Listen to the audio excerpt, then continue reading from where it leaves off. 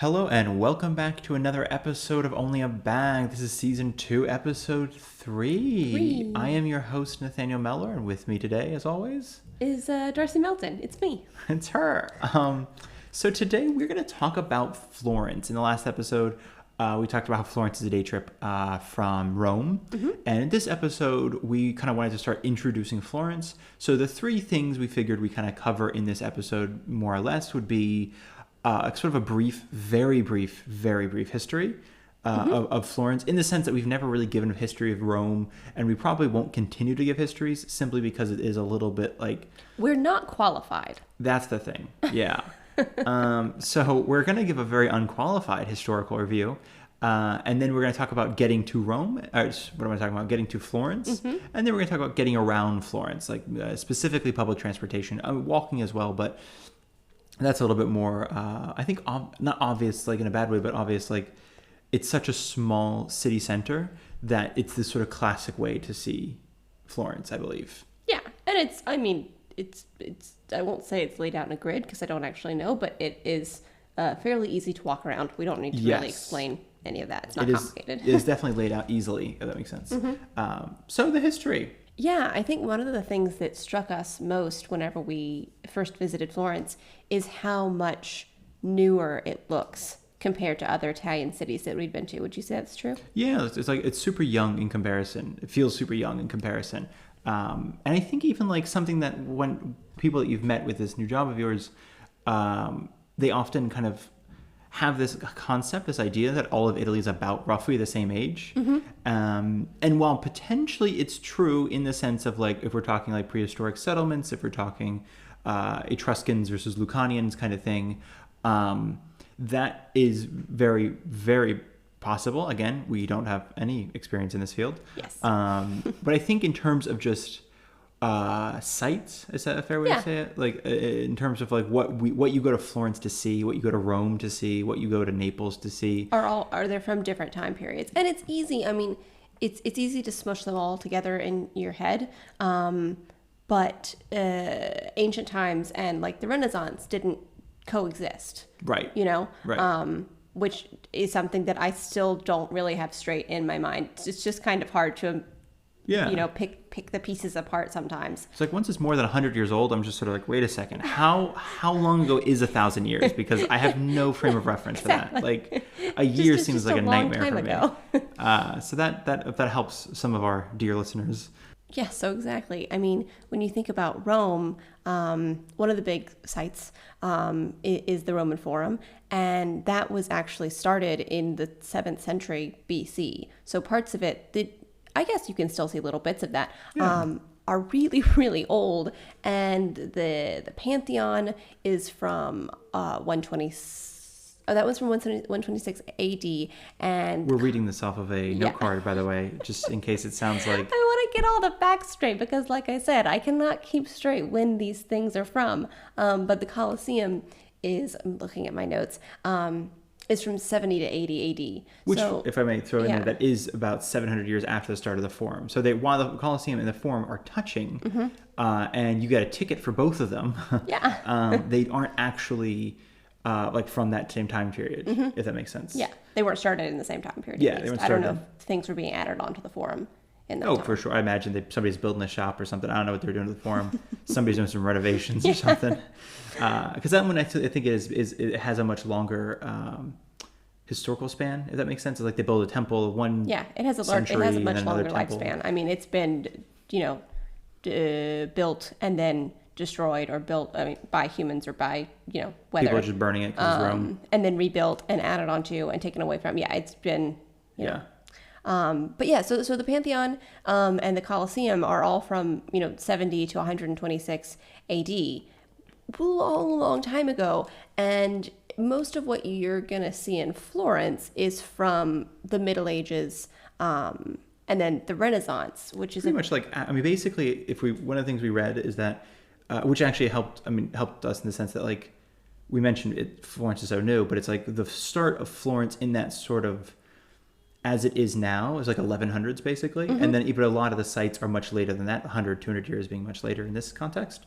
But if that helps, I think that because of that was something that, like, for you and I, it like even though it was started, it's like a Roman veteran soldier camp. It's like for 1,000 years it has a really rocky history, and then it was like for 1,000 years after the Pantheon and the Colosseum, there were not a lot of buildings happening, right, at least that we see today. Right.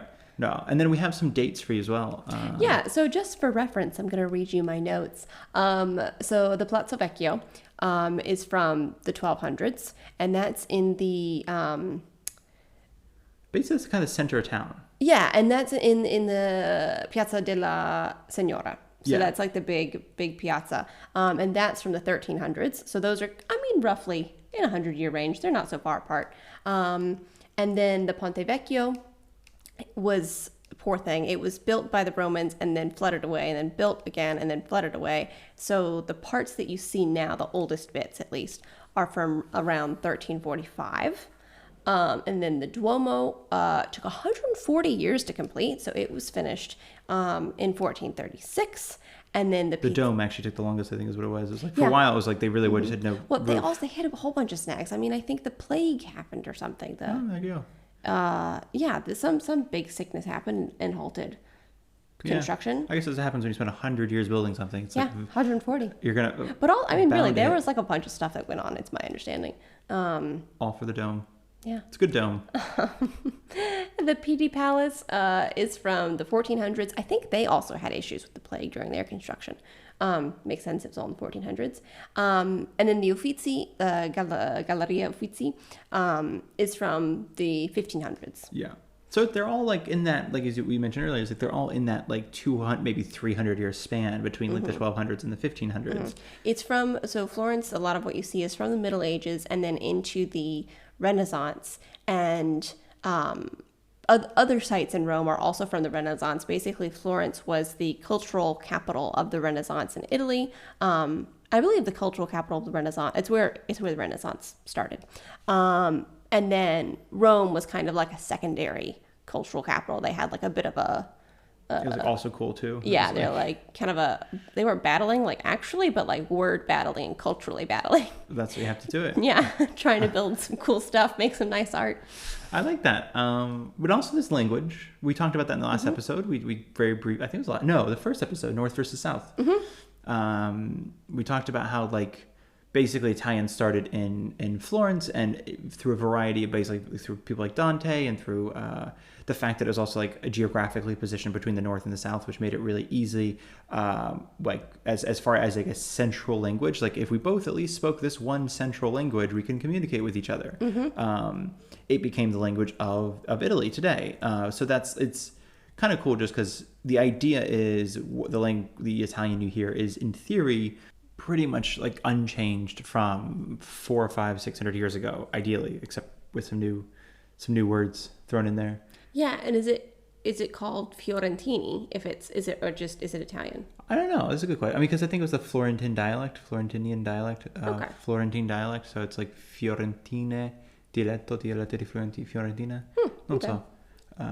But either way, if you've been learning Italian, there is no place better to try your Italian out than in Florence or Firenze. Even though a lot of them speak English. A lot of them speak. But that is the birthplace of Italian, so it's exciting. A lot of them speak French too. If you're ever, I don't know why, but like my dad does not speak French, but he kept saying like merci and like s'il vous plaît, and I'm like, we're not in France. If you could just throw out some Italian, that'd be helpful.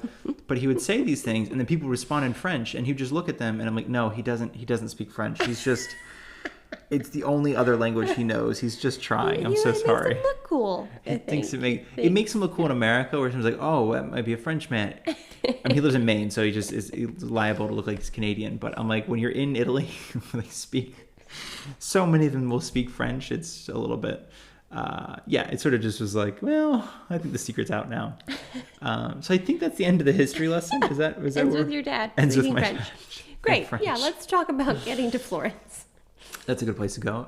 So there are 3 major ways to get to Florence. And if you've already made your trip, you've already planned it, you probably already know how to do this. But if you haven't, if you're trying to work in your trip, if you're still trying to figure out your agenda, this might be more helpful, I think. 3 ways being... Flights are the biggest one. Easy. Most people don't fly into Florence. I'm willing to guess that if you're coming straight to Italy from your home country, there might not be a flight to Florence. I think there are probably some of those really cheap, like Wizz Airs that even still exist. I think so. Ryanair. I'm guessing some of those have a little, quick flight from small places in The rest of Europe, basically. yeah, the rest of Europe. But you're probably not going to arrive in Florence Yeah. by plane. Not to freak any of you out, but we also have heard stories about how short the runway is in Florence. Yeah. And that, what is it the guy said? You have to brace yourself on the... On the thing. Yeah, on the flight... On the thing in front of you, yeah. Yeah, the flight attendants will direct you to basically brace yourself on the seat in front of you. Because it's such a short runway that you land and they have to immediately stop. Yeah. And he thought it was like a gentle bracing, apparently. And we overheard this conversation on a train, by the way. So, grains of salt and all that.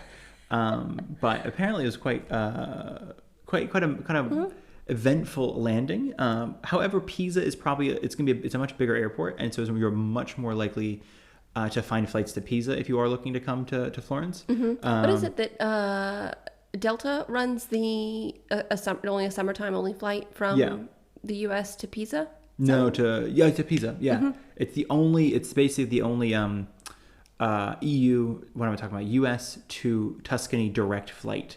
It's only in the summer, and it's only through Delta. And that's at the time of recording this. It might be different, obviously, by the time you're looking at it. It's going to be harder to go back and re-record this one part. So we'll try to keep that sort of information up to date on our website, onlyabag.com, link in the description. Doing some fun little cross-pollination for our same company. But if you don't fly, there's also buses.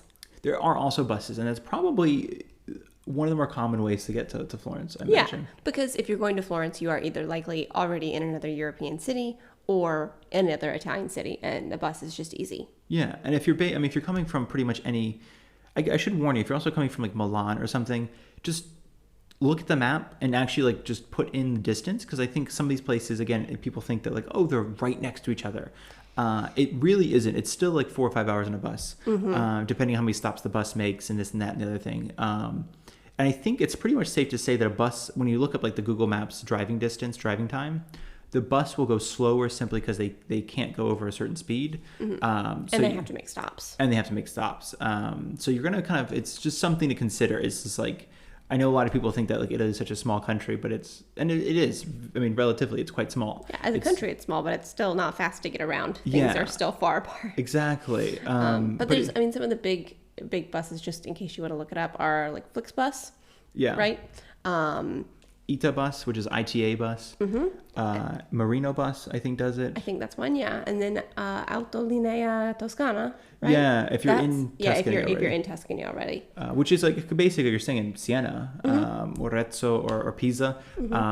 It's basically it's right there. I mean, you just hop on the bus and it's super easy, because those tickets, unless I'm mistaken, those tickets don't have any surge pricing, or they don't change by anything like that. It's all done by kilometer.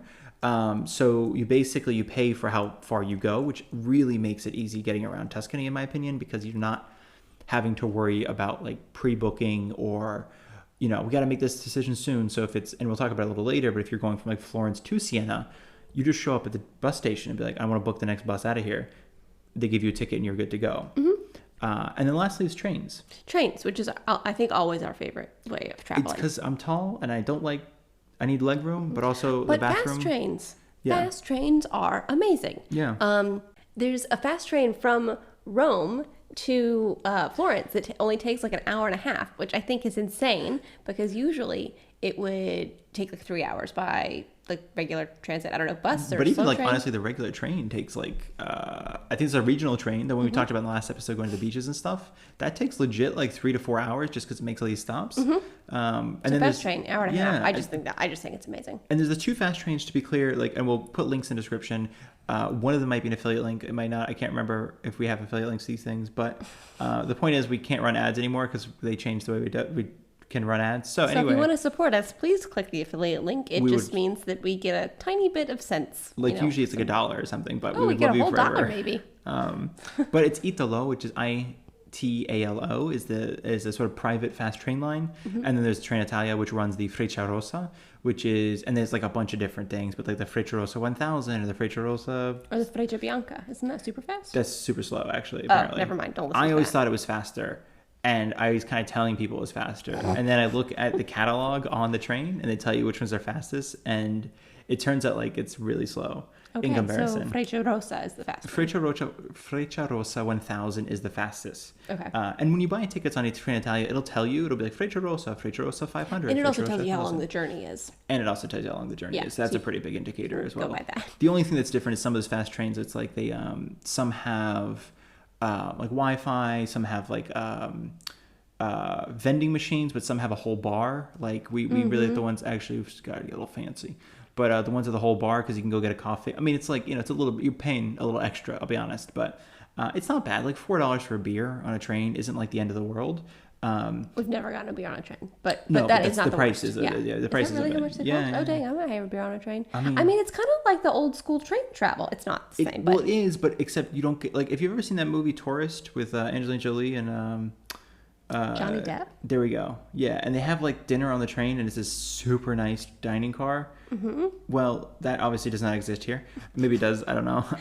But it's really kind of. We've never participated in anything like that. More like a cafeteria. And it's really. I think it was really nice because we got coffees there. It's just kind of fun to kind of have a little coffee on your journey, but also like they have sandwiches and chips and snacks and champagne and things like that. So yeah, it's really nice. And there's a fast train from Milan to Florence. There is, it takes about 2 hours, right? Yeah, I think so. And on, I'll just say regular other travel, it would usually take like 4 hours.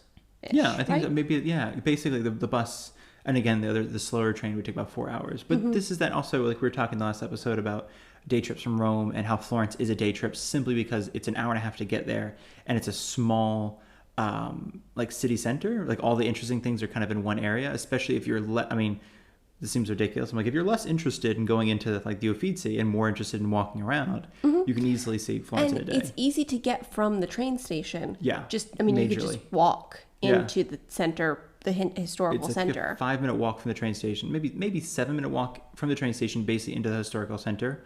But essentially, there's like one road. Not really. There's a couple roads, but there's one pretty clearly defined road that goes from a major road into a sort of pedestrian road, and then all of a sudden you're right in front of the Duomo, and then you're like, oh, I guess I'm in the middle of town now. And I think because from Milan it's only 2 hours, so in theory it's also a day trip from Milan, but it's a little, again, potentially less feasible. There's an extra hour of travel time in there, 30 minutes on either end.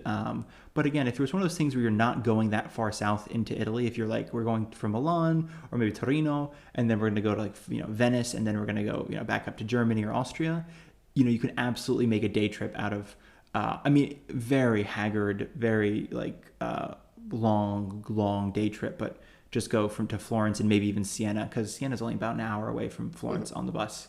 We're going to talk about this in a different episode, but if you're thinking about day trips from Florence, if you're going to use Florence as a hub, I can't recommend going. We've never been to Milan, but I haven't heard great things about Milan. It's like a business center. It's a fashion center.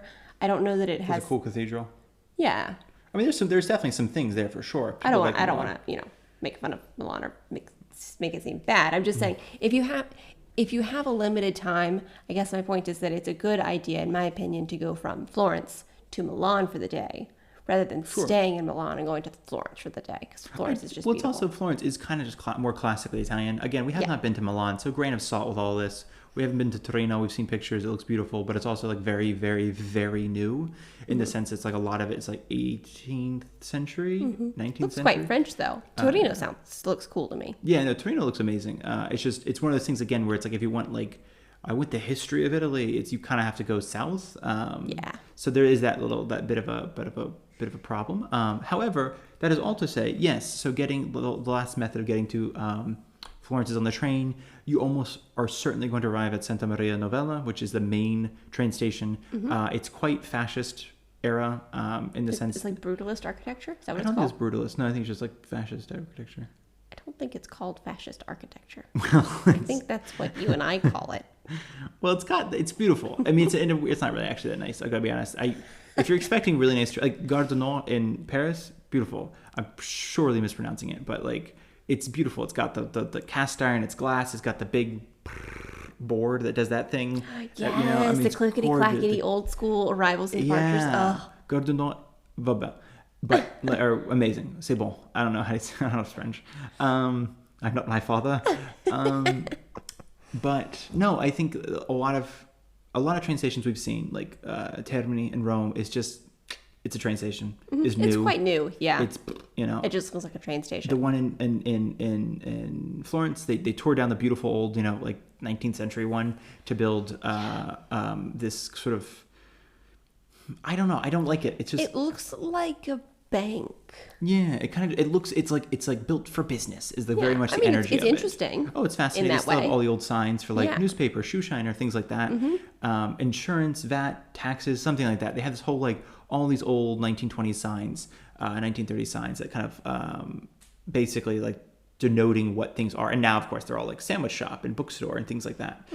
So it's times have changed, but it's not like maybe my favorite ever train station. And that's all to say that like I definitely came to Italy expecting to see beautiful train stations, and most of them are incredibly functional. Yes. And that's about it. Pretty much. And the majority of them, I think, are just like, I mean, the majority of train stations, obviously, in Italy are simply just platforms outside, like you might find in anywhere that has like a regional, like Long Island, has the LARR, and it's a bunch of quite platforms similar. outside. It's like there's nothing, there's no Penn Station really, which is even, or actually, I'm sure I say Grand Central Station, right? Yes. Yeah, there's no Better example. much better example. There's no Grand Central, I think, in a lot of that we've seen yet.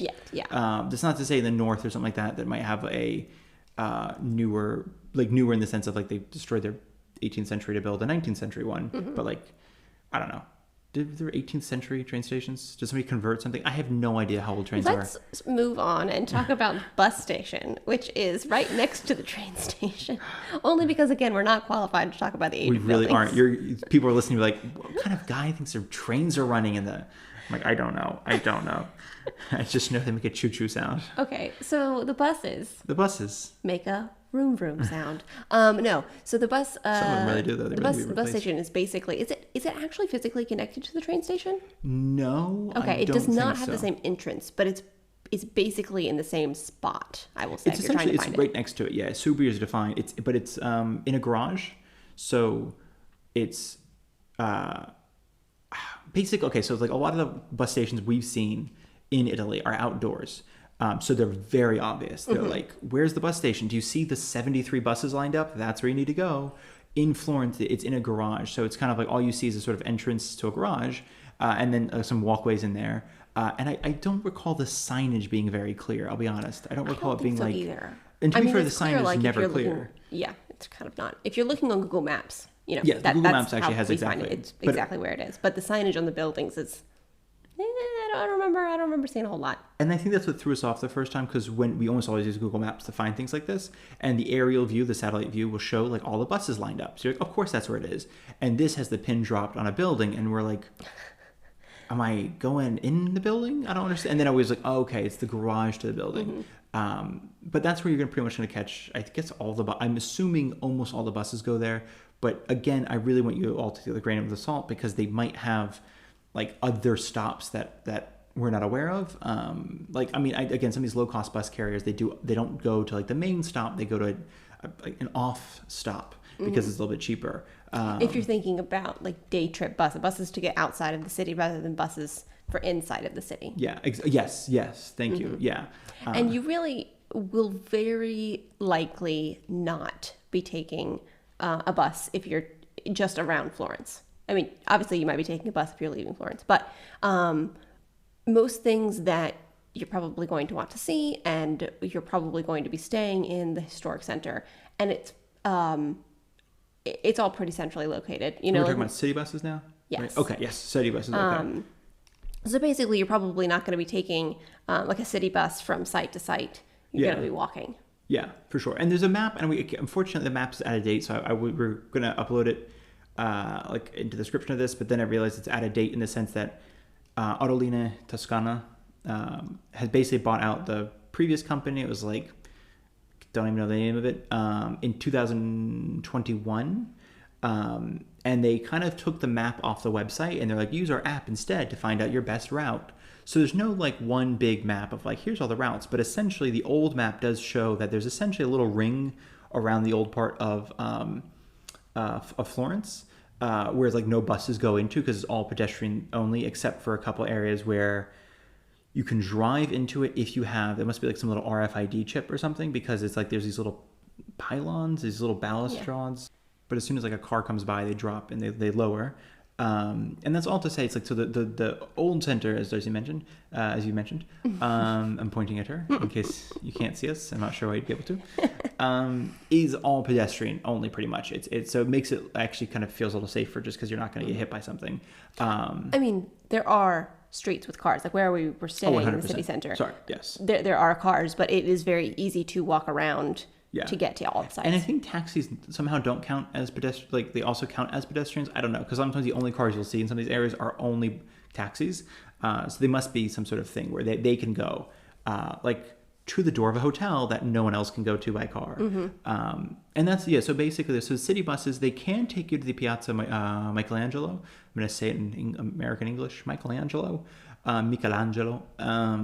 because it's a, if you don't know the Piazza Michelangelo, it is if you've ever seen like an aerial view, not even aerial, if you've seen a bird's eye view of Florence, like where it's pretty much just like the skyline and then Duomo, it's almost certainly taken from the Piazza Michelangelo, which is essentially a view of Florence, a really beautiful view of Florence. It's a really popular spot in like sunset. Everybody's up there. There's a rose garden up there. We'll talk about it more in one of our next episodes, where we're going to go into more on sites and galleries and things. However, there is a bus there, because if you don't take the bus, it is about a 10-minute walk there, and then a 10-minute walk uphill. I think it's only 10 minutes. I think it's more than that. Maybe 30 minutes altogether. Small legs. You have small legs. Is that what it is? So you count on 30 minutes, and again, it's one of those things where, depending on who you're going with and their physical abilities, it's might not be possible to walk up. I mean, it's a very easy walk. I'm going to be clear in the sense of like, don't if you're like, I'm going to walk up a hill, you're fine. It's just, I realized we were with some people who could not walk up those hills. It just depends on your personal limits. I mean, but also you and I walk quite a lot. That's true. I mean, almost no matter where we are, we walk a lot, whether it's here in Rome or in our hometown Savannah, like it's flat, so we walk a lot. But the small town that we live in Italy, we walk up hills and mountains frequently, so we're used to walking and we like walking, so it was good for us. But no, that's a good point. I mean, that's if you're used to walking, basically. Yeah. If you do not enjoy walking, there's, like you said, there's a bus to get up there. But I was gonna say, if you don't enjoy walking, Florence is gonna maybe not be super for you, simply because there is very little transport around the inside of Florence. And when I say that, I mean like between the Uffizi and the Palazzo Vecchio, the Duomo, and like the Galleria Accademia, there's no transportation. It's all walking. Again, you might be able to catch a taxi. I don't really know how that works. Depends on, like we said, your physical needs. My mom is not an avid walker. It's not to say that she doesn't walk around. She just, it's kind of average American, and that she doesn't walk everywhere. But she did fine in Florence, I think. I think she was comfortable with it. But it is important. We're going to talk about, like Nathaniel said, the sites and things to do, galleries to go to. Is don't overbook yourself, because then you will be running around, and that can be really hard, depending on who you are. And if I may, like the last thing I'll throw in on the walking is, it's like, I think your mom was used to the scale of Rome, because we spent some time in Rome first, and where it is like 10 minutes of walking in Rome will honestly not like get you anywhere. It takes like 6 minutes to get from the entrance to the Vatican to like outside of St. Mark's Square. Like, it's maybe not really. That's a hyperbole. Maybe 3 minutes. But the point is, I think it takes longer than that. Just across that piazza? Oh, across the piazza. Sorry, Yeah. I was thinking outside of Vatican City. No, the Vatican City, that does take a minute to walk. So I say that because it's like, is this kind of sense of scale gets distorted a little bit in Rome, when you're like, oh, we'll walk from the Colosseum to like the altar of the Fatherland, which is this giant structure at the end of the Forum. Because it's like, oh, it's right there. But then I'm like, that is a 10 to 12 minute walk, and it's not like that easy, especially when it's sunny. And it means a lot of that stuff. It's just the scale, I think, is different. So do you think Florence is more walkable? Only because it's like all the good stuff is like, I mean, between the Pitti Palace all the way to the Accademia, which might be the extent of where you're going to go, is just walking, not visiting any of these things. So like maybe 20 minutes of walking. And then you hit like the Pitti Palace, you hit the old bridge. What is that one called? Ponte Vecchio. Ponte Vecchio, it's the old bridge. You get the Uffizi, you get the Palazzo Vecchio, you get the Yeah, they really Duomo, are and the so close Accademia. to each other. Yeah, so it's a lot. If you're basically it's a great micro walking area. If that however, if you like walking, if you're an avid walker, if you're like I really kind of want to explore, then by all means there is so much to explore. I think you and I spent a couple evenings just kind of walking around when we needed some peace and quiet from our families.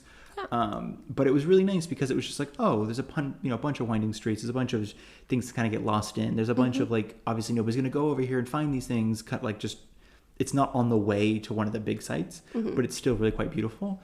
So I think anyone who likes walking is going to have a fantastic time walking around. Florence, yeah, Yeah. for sure. It's amazing. It's phenomenal. Have we talked about trams in Florence? Not yet. Okay, let's talk about trams. Let's do it. Tram it up. Again, you will likely not be taking a tram if you're going to be in the historic center most of the time or all the time. Yeah, and I think there's only 2 tram lines in theory, in the sense that there's like, it runs in like an X, I believe. It's like and this isn't like 100% accurate, but it's like a north to south and then like an east to west, and it's more of an X than that, but it's still, there's like, they had one tram line that just ran on a line, and then they introduced another one that sort of ran perpendicular to it a little bit. There is a tram stop right outside of Santa Maria Novella, which is the Main train station. SMN, by the way, if you're in Florence or around Florence, or you're looking at buses or something, a lot of people abbreviate it as Florence SMN. I don't think any of the other train stations are ever seen or abbreviated, but that one almost always is because it's such a lengthy word. So even if you're looking like on Trainline or Trenitalia, by the way, it's Firenze SMN. That's a good note. Thank you. I forget about that. I do too, because it's like when we were first looking it up. It was very confusing. Like, what is this thing? Yeah. Where's the train station? Well, only because too, like if you're in, I know I'm getting so off topic, but if you're in Rome, there's an area of Rome called EUR, and it's a sort of like a 1920s. I don't even know what it was built for. I think it was a World Fair or something like that was over there. It was something, maybe it was a little bit before that, but it's a weird little area of Rome. So sometimes they'll be like going to Rome EUR. And I'm like, is that like an abbreviation for some sort of, train stop or airport? I don't know what it is. So I'm like, when we saw Florence SMN, we're like, that can't be it, because that's probably some weird area outside of Florence that we don't need to go to. And then we realized, oh, that's an abbreviation for their main train station. Isn't Newark in New Jersey, isn't that EWR? Yeah. I think that's what I always think of. So I'm like, that's got to be out of the way. That's a good point. Nobody wants to go there. I've been primed by that. I'm kidding. People from New Jersey, we love you. So all that is to say, there are trams. They are not that helpful. However, they're not that helpful if you're in the historic center. If you're staying in the historic center, yeah. And we don't really, again, I know that we don't talk about this when it came to Rome, because it's so much to cover when it's the size of city, when a city the size of Rome. Like, people ask what's the best place to stay, but it's kind of like, it so heavily depends on the person you are with a place like Rome, because it's like, you can literally stay anywhere and you'd have a great time, because also there's so many neighborhoods and they're so varied, and they're very much like for different types of people, if that makes sense. Like, people want something quieter, people want to be in the action, people want to be near the historic things, but they're okay with staying in a kind of a weird little hovel of a house because you can't renovate some of these things simply because it's so old. And Florence is a little bit easier. Oh, you're gonna say something? She is not saying something. She's shaking her head. We do want these little placards we can hold up to be like, I get to talk next. We don't have it. Right now we just stare at each other and be like, are you going to go next? And it's really working out so far. So far it's been great. I don't know if you can tell. There's no friction. But in Florence, it's a little bit easier because really there is one... basically, there is the center of town. Right. There is the center of town kind of that's over the bridge. And then there's outside of Florence, not really remotely outside of Florence. You're very much in the metropolitan / businessy / new. But you're just not in the historic center. Yeah. Or probably where most tourists would be, just because it's more convenient to be in the historic center. That being said, though, if you are looking, like, if we talk about, we are going to very briefly talk about that kind of stuff in another episode, but the trams are useful then because it is all that, and I should probably add, we should both add, I'll add since I'm thinking about it, is the ticket price for the bus and the tram are the same. It's €1.50. You can get it at newsstands. You can get it at these little ticket machines. It is not a bad idea to get them at the ticket machine at Santa Maria Novella when you get into Florence. Stock up on like 10, 12 tickets, however many you think you're going to need, because they're only good for 90 minutes. And of course, once you validate them on board is when the time starts. And it's one of those things, again, just kind of keep in mind that people want their money. So make an effort to validate them on board. I think we talk about this in the Rome episodes where there are now, I mean, during COVID it was a different beast. They stopped doing the controlling of tickets because I honestly couldn't even tell you why. Probably lots of reasons. Probably lots of reasons. They made it slower and less frequent. People, like, it just wasn't as frequent to see people checking tickets, and then it kind of basically stopped, is what it seemed like. Well, I think so, because then, I think they might have announced they stopped because once we came here last year, there were signs on everything basically saying ticket controllers have resumed. Please have your ticket ready, basically. That's a good point, yeah. And they really have. I mean, we have seen it happening, and so now we are like super sure to validate our tickets. Yeah, and I think that, and the same thing in Florence, and I say that because in Rome it's such a chaotic monster. Like sometimes you're only going to see ticket controllers in the center of town, because that's where they're going to get the most people who have. Basically, I think it's one of those things. The buses get so slammed, and tourists are like nowhere near a ticket machine, so they're like, I'm not even going to worry about it. But of course, the next stop, ticket controllers get on, and they just start checking people's tickets. There's also Romans who are trying to, get by the system. I feel like a lot of the time you see people who are Italian, they're like, I don't know, I just, didn't do my ticket. And they fully knew, and they just didn't want to pay for a ticket. I always feel like it's tourists. Oh, I always feel like it's Italians. Man, it could be Italian tourists. It could be. No, but I say this because in Florence it's the same thing. You can technically get your ticket on board the bus, but it seems like there's a very small chance of success with that. It also in costs Florence, more. You can get your ticket on the bus? It's $2.50. You can talk directly to the bus driver. That's right. But they don't always have tickets, and you have to give them exact change. But again, if they don't have a ticket for you, it doesn't mean you can ride. It means you have to get off at the next stop. Otherwise, you're in riding trouble. illegally, yeah. And again, I don't want to put any. Again, I think we say these things and it comes across like catastrophic. It's not like people are hunting for you. It's just simply it happens a lot that basically, and it's really popular in Venice too. That's like the number one, I feel like, way that Venice gets money is that like nobody understands that you have to validate your ticket before you get on the water taxis, not once you're already on board. And on the buses in Florence, where do you validate? On the bus, right? On the bus, okay. yeah. So on Florence, that. there's those little yellow ticket machines that you'll see in, I guess, almost all these cities, like in Rome especially. I think even Salerno, they had the same things, but it's like basically... Yeah, you validate it on the bus. It's the yellow ticket. You just stick the ticket in and it stamps it. And of course, like, it's always smart to double check the ticket to make sure it's been stamped. Like to look at the ticket, stamp it, and then look at it again and make sure it's been stamped. Because sometimes if it's out of ink or something and it doesn't stamp your ticket, you can still get in trouble. So all this is to say, get your tickets ahead of time. They're €50, but interestingly, because Autolinee Toscana has bought up Autolinea has bought up Autolinea Toscana. You're throwing an A at the end, I think. No, Linea. Linea. No, Linea. Linea, right? No, Linee. That's how the word is spelled? Yeah. It's Autolinee. I don't know. Is that true? Yeah. Oh, okay. Well, then my pronunciation's wrong. We just paused to check out the spelling. I was wrong. It is auto. They're all Autoline, Autoline. That's always how they're spelled? Yeah, like Autoline. I don't even. That's, but it's like madness. Wow. I know. I avoid saying Autoline part. I just say Toscana or like whatever it is because it's such a nightmare. Your point was though that you can use the same ticket, right? Yes, in multiple cities, in pretty much any city that Autolinee Toscana operates in, which is like Arezzo, Siena, Pisa. There's a handful of others, like big and small. But it's not a bad idea if you're planning on a little Tuscany trip, a little Tuscany area thing, is to go ahead and get 10. And if you don't use them while you're in Florence, you can use them in Siena, you can use them in Pisa, you can use them wherever you go in Tuscany. However, you can't use them to get from Florence to another region. We'll talk about this more later, but in case you don't listen to that episode, those trips are done by distance. So you have to get a specific ticket for that. However, in Florence, newsstands, like the edicola, the little like places that just sell like newspapers and magazines and toys and stuff. The tabacchi. Where they sell cigarettes. Yeah, and salt. Salt, yeah. The two most important things in life are cigarettes and salt. And I think that's a little machine. We're not endorsing smoking, just to clarify. That was a joke. Or high blood pressure through the use of but I a like lot of salt. That one we are endorsing apparently. No, so apparently they'll buy them there, €50, and again, you can get as many as you need for your trip. But validate them on board. Same thing with the tram, same ticket, same price. And I just check your tickets just in case. They should have some instructions on them.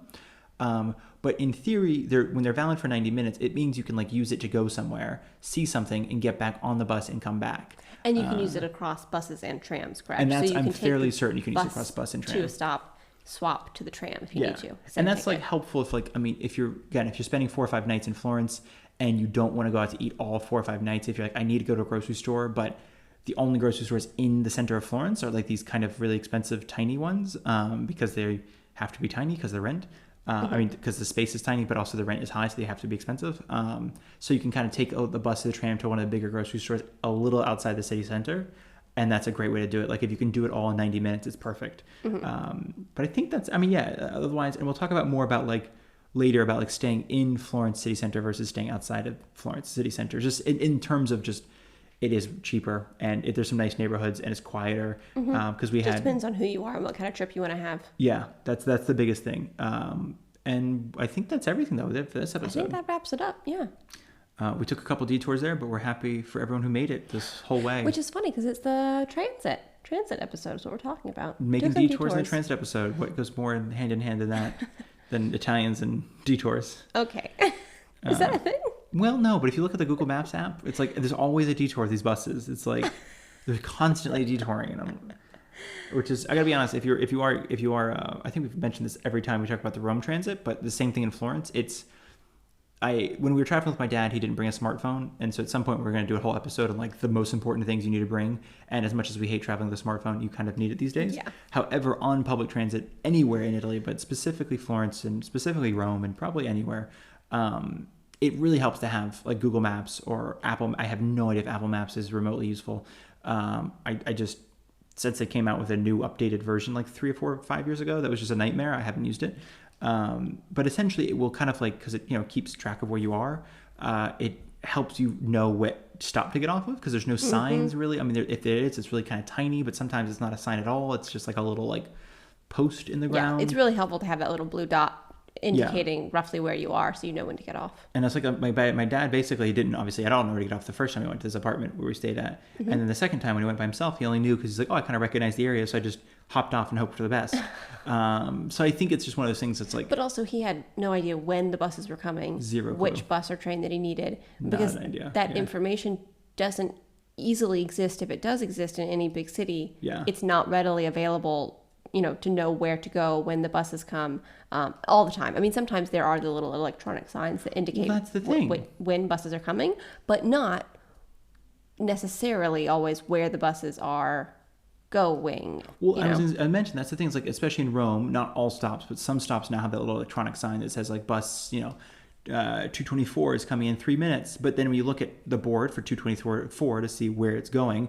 it doesn't say like Pantheon, and then afterwards it's the name Colosseum. Of the stop. And if you don't know the name of the stop, because they're all sort of like named after somebody's last name, that's not helpful, and there's no map. So unfortunately, a smartphone really has become essential, at least for traveling in Italy. I think for traveling anywhere, but it does help make sense of the chaos that is the transportation system here. So I do think that, plus, I mean, like just getting around, they almost always ask that you have your tickets on your phone now rather than having like the printout. I mean, they don't care if you have the printout tickets, but like during COVID was a big thing, like please have the tickets on your phone. So I think it became second nature for so many people to have their tickets on their phone, which I guess does make it a little bit easier. I mean, nobody can steal your tickets unless they steal your phone, in which case you have bigger problems. But I think that's everything. I think that's everything. Thank you all so much for listening and keeping with us, keeping next to us as we journeyed through this episode. Yeah, thanks for sticking with us through all that. That's what I meant to say. All right. It feels like I'm ending a phone call. I'm like, big hugs. Hope to talk to you guys soon. I don't really know. I don't really know what to... Yeah, I second that. Yeah, I'm never really sure how to sign off on this. So anyway. Well, we're going to be talking to you more about Florence when we are back with our next episode. All right. So thanks for listening to season 2, episode 3. Yeah, thank you. And goodbye.